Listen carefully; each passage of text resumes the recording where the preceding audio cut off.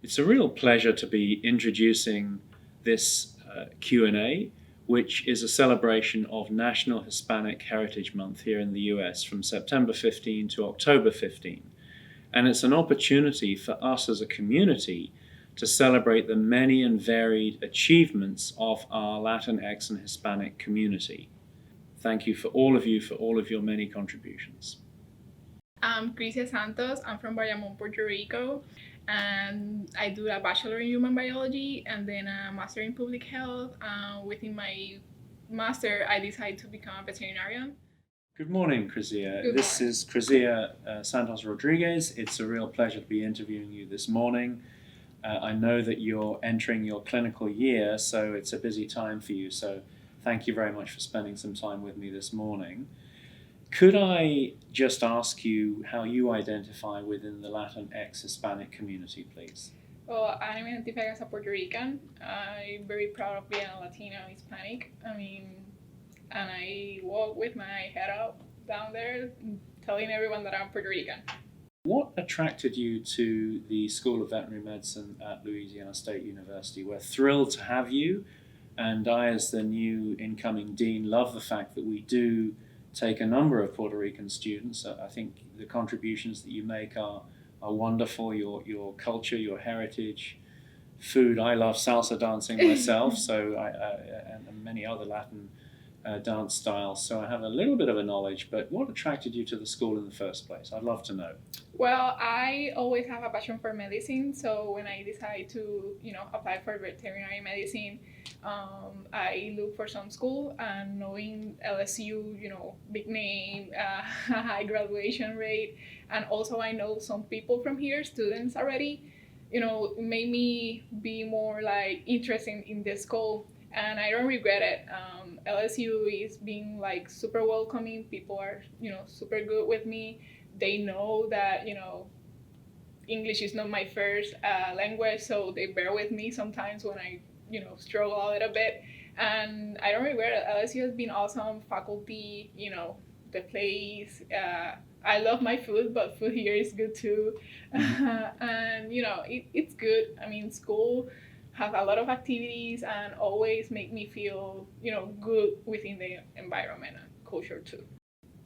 I know that you were involved in setting up the Latinx VMA, or the student chapter, which is great. What attracted you to that? That's a big leadership role, so I applaud that, and I'd love to know your views on what attracted you to it and what you hope to achieve. Thank you. I get very excited when I hear that club is about to open here at the school, because we as a student, we need it. We need a group that share your culture, share your language, because sometimes we need it when we are overwhelmed. We need that close voice, to home. right? Yeah. So I was very excited. Kind of sad because was when at the point where I was heading clinic, so I would not have the time to be there full time.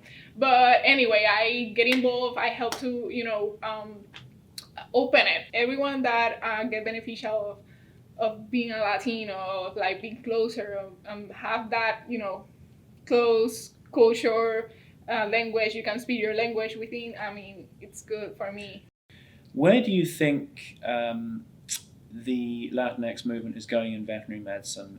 Certainly in the US. How can we as a school do even better than we are right now? And I'm very passionate about diversity, equity, inclusion, and very particularly belonging.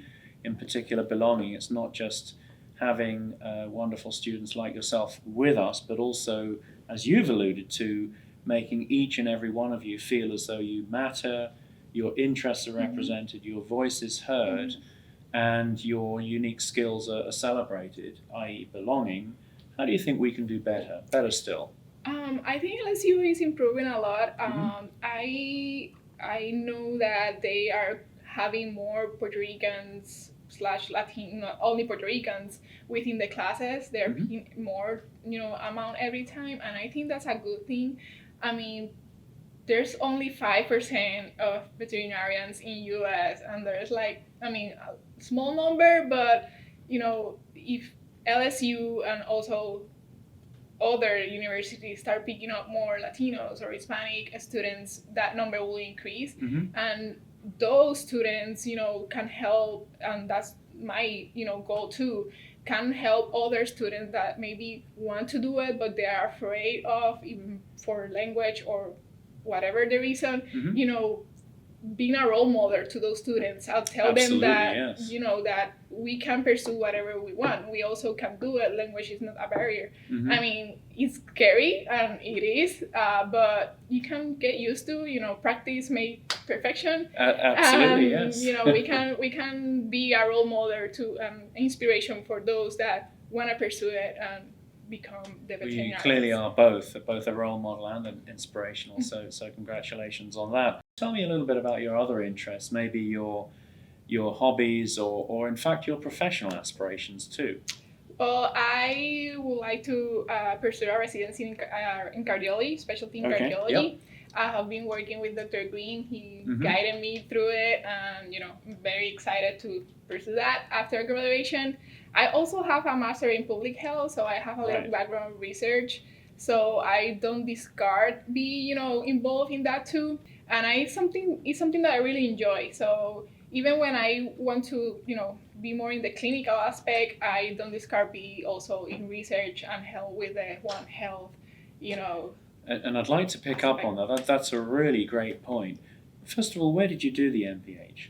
I did it in Puerto Rico. So I grew up, born and raised in Puerto Rico, and I did a bachelor in human biology and then do a master in public health all in Puerto Rico. I just came here to study veterinary. Sure, and was there a particular area of public health that interested you most, or? My MPH is general, but I work a lot there with pregnancy women's. Pregnancy, about how the contaminants in the water affect the pregnancy in the women. Okay, I see. Gosh, that's interesting. Yeah. And how do you think that will help you in your future career? It clearly will, and I think I love the idea of One Health, and you're obviously going to be an advocate for the One Health.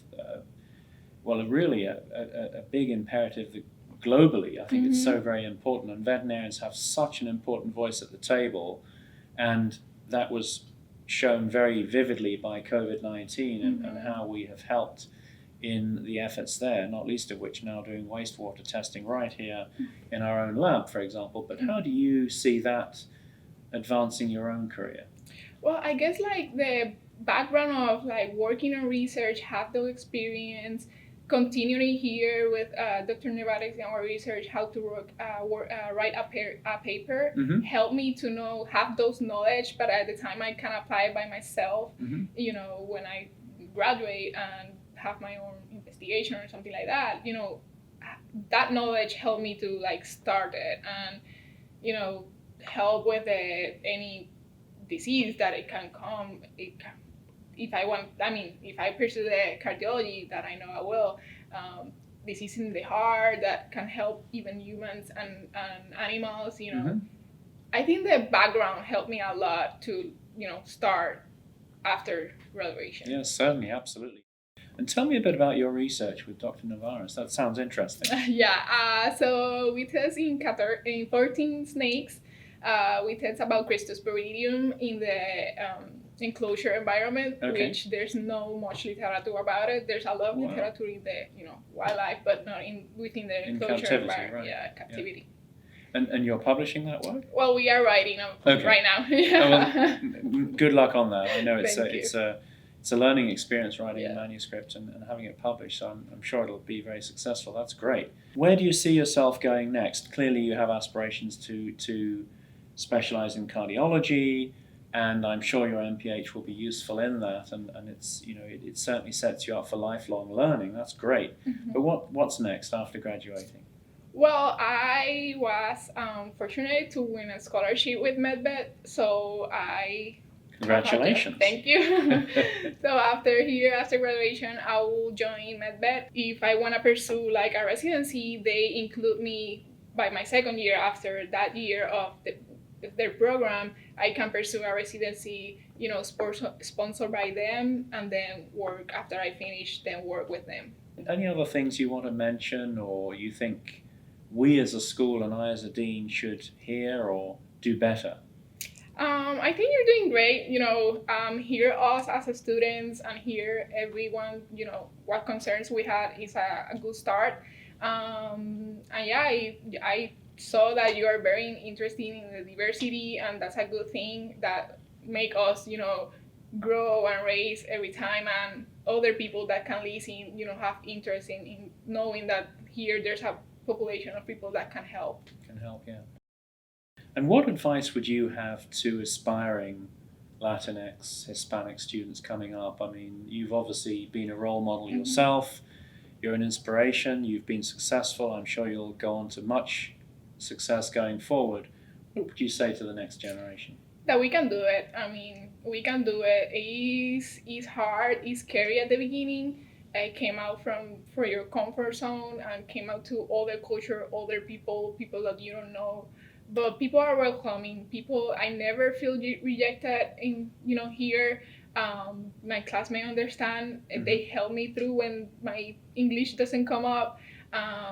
It will be fine, and we can do it. It's challenging, but we can. I know we are strong people, and we can pursue everything we decide to do.